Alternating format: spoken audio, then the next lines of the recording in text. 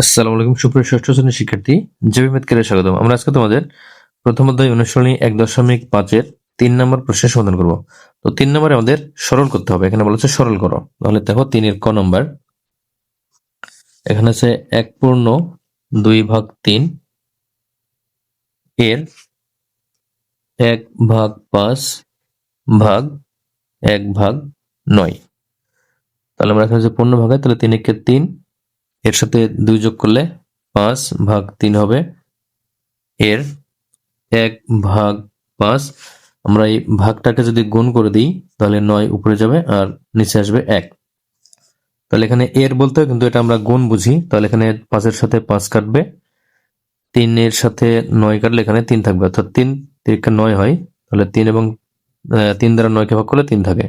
তাহলে উপরে থাকলো 1 এবং 3 আর নিচে হচ্ছে 1, তার মানে এখানে 3 আর 1 গুণ করলে যা হবে সেটা হবে অ্যান্সার, অর্থাৎ 3। তাহলে নিচে 1 লেখার প্রয়োজন নেই, তাহলে 3 হবে ক নম্বরের অ্যান্সার। এখন দেখো খ নম্বর, দেখো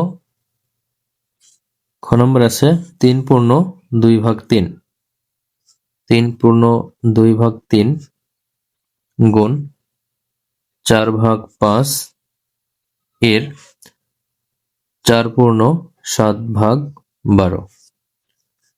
তাহলে এখানে আমরা পূর্ণ ভাঙলে 3 থেকে 9, 9 এবং 2 যোগ করলে 11/3 গুণ 4/5 এর, এখানে পূর্ণ ভাঙলে হবে 4 এবং 12 গুণ করলে 48 এবং 7, তাহলে 48 এবং 7 যোগ করলে হবে 55/12।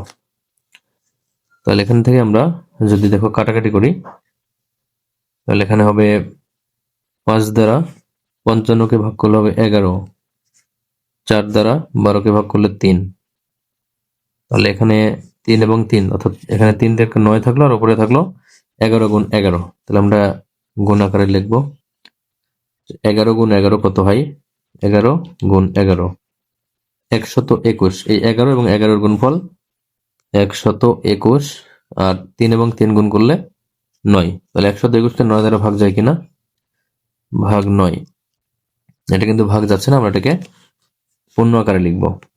তাহলে আমরা যদি এর পূর্ণ ভাঙাই, দেখো আমরা এখানে ভাগ দিব 9 দ্বারা 121কে, তাহলে 9 আমরা 12-র মধ্যে দেবো একবার, তাহলে একবার গেলে 9 হবে, তাহলে অবশ্যই থাকবে 3, তাহলে 1 নিচে আসবে। এবার আমরা 9 31 মধ্যে 3 বার যাবে, 3 নং 27, তাহলে 3 বার গেলে এখানে হবে 27, তাহলে অবশ্যই থাকবে 4, তাহলে এটা সমান হবে 15/13 4/9।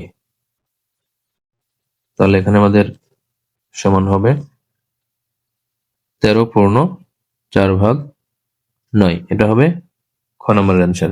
এখন গ নম্বর, তাহলে দেখো 3 গ নম্বর আছে 1/2 ভাগ 3/4 এর 8/9 গুণ 1/4/5। তাহলে এখানে সমান 1/2, এখানে ভাগকে আমরা গুণ করে দিলে এখানে 4 উপরে যাবে, 4 উপরে আর নিচে আসবে 3, এর 8/9 গুণ 5 1 5, 5-এর সাথে 4 যোগ করলে 9, তাহলে 9/5। তাহলে এখানে সবগুলো দেখুন গুণ আছে, দেখো এর মানেও কিন্তু গুণ। তাহলে আমরা যদি কাটাকাটি করি, দেখো 9 দ্বারা 9কে কাটা যাবে। এবার দেখো 2 দ্বারা 4কে কাটলে 2 হবে, তাহলে এখানে আর কাটা যাচ্ছে কিনা, লেখা হচ্ছে 2 এবং 8 থাকলো উপরে আর নিচে থাকলো 3 এবং 5, তাহলে এখানে ভাগ করা যাচ্ছে না। তাহলে এখানে আমরা লিখবো যে সমান 2 এবং 8 গুণ করলে হবে 16, 3 এবং 5 গুণ করলে হবে 15। তাহলে দেখো 3 গ নম্বর দেওয়া আছে 1/2 ভাগ, এখানে 3/4 এর 8/9 গুণ 1/4/5, তাহলে সমান 1/2, এখানে ভাগ 3/4 এর 8/9 গুণ 5 × 5 আর 4 যোগ করলে 9/5। তাহলে আমাদের এখানে কিন্তু এর কাজটা আগে করতে হবে। এখানে এর আছে, এইটার কাজ আগে করতে হবে।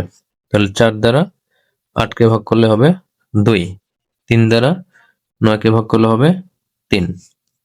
তাহলে এখানে থাকলো 1/2, এখানে আছে 2/3। দেখো এখানে সবকিছু কাটছে, 2/3 আছে। তাই এই ভাগকে যদি আমরা গুণ করে দিই তাহলে 3 উপরে যাবে আর 2 আসবে নিচে। এরপরে গুণ 9/5।